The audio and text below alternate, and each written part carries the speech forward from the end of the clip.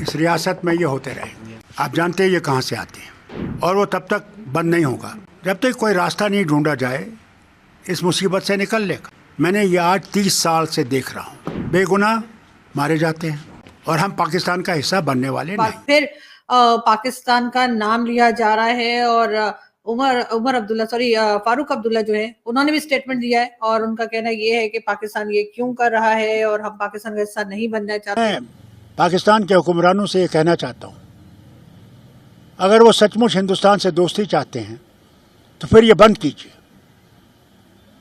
कश्मीर पाकिस्तान नहीं बनेगा, नहीं बनेगा, नहीं बनेगा। अब वो कहते हैं कि हम कश्मीर को पाकिस्तान नहीं बनने देंगे। ये स्टेटमेंट्स दे रहे हैं इस इंसिडेंट के बाद। So it means in other words वो सीधा सीधा पाकिस्तान पे इल्ज़ाम लगा रहे हैं कि तुमने लोगों ने ये करवाया है।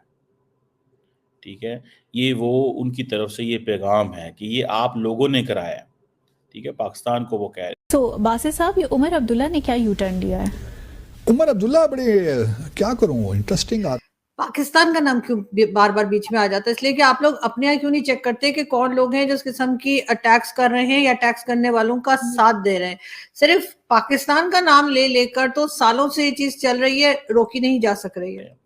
बहरहाल ये एक जिसे कहते हैं ना डेवलपिंग स्टोरी है। इंटरेस्टिंग चीज़ ये है कि अभी आपको पता है पिछले हफ्ते ही तो डॉक्टर शेष। हेलो, जय हिंद दोस्तों, एसपी न्यूज़ 91 में आपका स्वागत है। दोस्तों आपने क्लिप के अंदर देख ही लिया होगा फारूक अब्दुल्ला जो कि बहुत ही गुस्से में, बहुत ही एक एंग्री जो है एक रिएक्शन दे रहे हैं और कह रहे हैं कि कश्मीर पाकिस्तान नहीं बनेगा, हम मरते मर जाएंगे लेकिन कश्मीर को पाकिस्तान नहीं बनने देंगे। ये वाक़ा जब हुआ जब कश्मीर में एक आतंकी हमला हुआ, उसमें एक डॉक्टर, एक आम नागरिक और 2 जवान शहीद हो गए, मैं आपको बता दूं। और ये हमेशा कश्मीर का जो भी कुछ होता है ये पाकिस्तान से रिगार्डिंग होता है, पाकिस्तान का ही इसमें हाथ होता है। लेकिन आपने डॉक्टर कुंवर चीमा इसकी भी बात सुनी होगी, ये कहता है कि पाकिस्तान पर ब्लेम कर रहे हैं या फिर ऐसा कह रहे हैं पाकिस्तान को। अब मैं इसको बता दूं कि भाई पाकिस्तान को ऐसे ही नहीं कहा जा रहा, पाकिस्तान इन्वॉल्व होता है, पाकिस्तान इसी चीज़ की खाता है और आज पाकिस्तान इसी वजह से एक गड्ढे में धंसा हुआ है। पाकिस्तानी मीडिया क्या रिएक्शन दे रही है, क्या बातें कर रही है, तो आइए दोस्तों वीडियो को स्टार्ट करते हैं। शंकर पाकिस्तान थे और बड़े अच्छे पाकिस्तान की तरफ से जस्टिस गए, बड़ा अच्छा पाकिस्तान ने डॉक्टर जयशंकर को वेलकम किया और बड़ा अच्छा एक जिसे कहेंगे ना कि उनको इस चीज़ का तासुर दिलाया गया कि भारत पाकिस्तान के लिए इंतहाई इम्पोर्टेंट मुल्क है, हम चाहते हैं डायलॉग हो, इंगेजमेंट हो, हमारे आपस में राब्ते हों, कारोबार हो, बिजनेस हो, इस तरह की चीज़ें जो हैं वो लार्जली सारी डिस्कस हुई हैं। अब ये जो 6 कंस्ट्रक्शन वर्कर्स पे हमला होना ज़ाहिर बात है एक इम्पॉर्टेंट चीज़ है। अब देखें पाकिस्तान और भारत के अंदर जो है वो लार्जली किसी किस्म का कोई डायलॉग इस वक्त नहीं हो रहा। ठीक है, इंडिया ने जो अभी तक पाकिस्तान के साथ जो राब्ते किए हैं या जो डायलॉग करने की या जो कोशिश की है या जो पाकिस्तान के साथ इंगेज करने की कोशिश की है वो बड़ी क्लियर सी कोशिश है इंडिया की।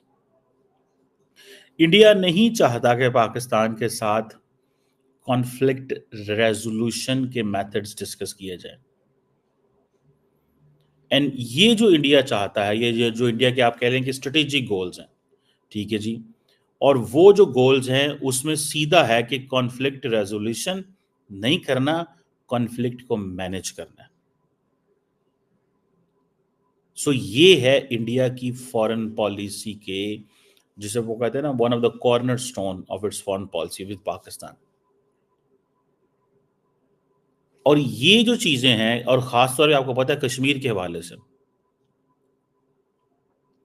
सो इंडिया कहता है जी कि पाकिस्तान के साथ किसी किस्म के पॉलिटिकल डायलॉग की जरूरत नहीं है।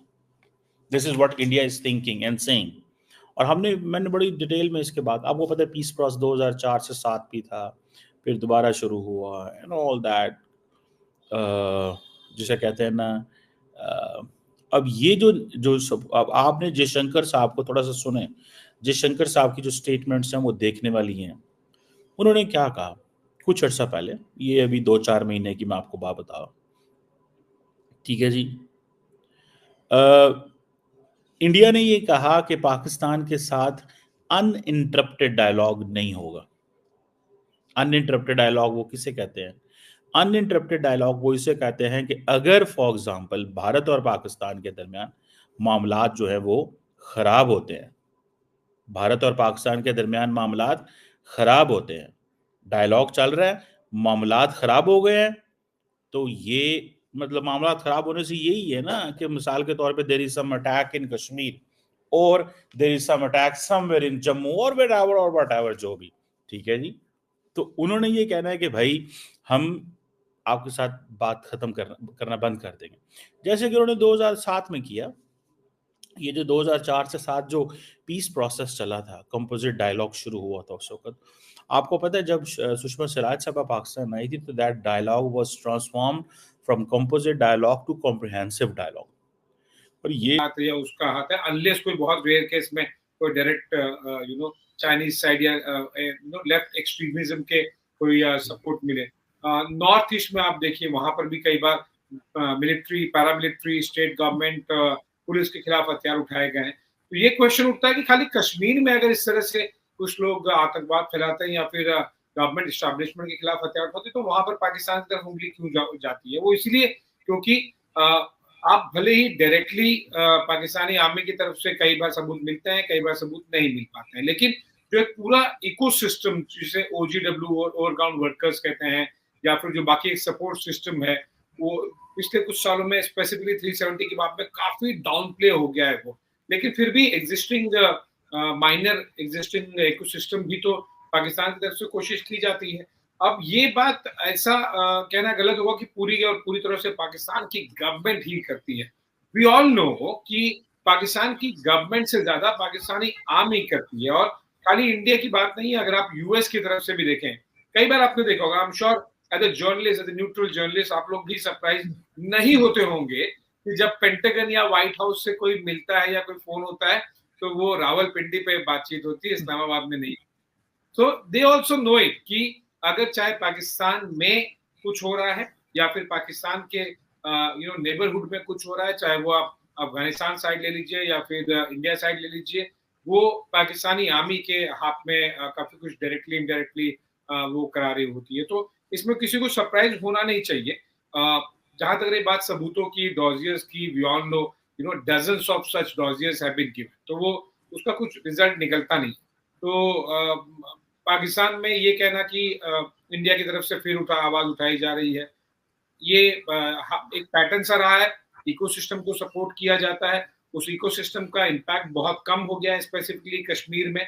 और ऐसे समय में जब हम देख रहे हैं कि पाकिस्तान वैसे भी कभी मतलब आज इस इंसिडेंट को लेके हम ये क्यों सोचे कि पाकिस्तान की तरफ उंगली नहीं उठनी चाहिए, जब डायरेक्टली सबूत मिले हैं, चाहे वो अफजल आमिर कसाब हो या फिर अजमल आमिर कसाब से लेके पार्लियामेंट अटैक से लेके you talk about an number of attacks, सब जगह तो डायरेक्ट प्रूफ मिले हैं, डायरेक्ट इन्वॉल्वमेंट मिला है, और भी इसके अलावा बहुत सारे डॉजियर्स दिए गए हैं। बाकी जहां तक रही बात पाकिस्तान एक्सेप्ट करता है या नहीं करता है, जाहिर सी बात है जब अपने उन्होंने अपने जो सोल्जर्स थे उनकी बॉडीज को कारगिल कॉन्फ्लिक्ट के बाद नहीं लिया।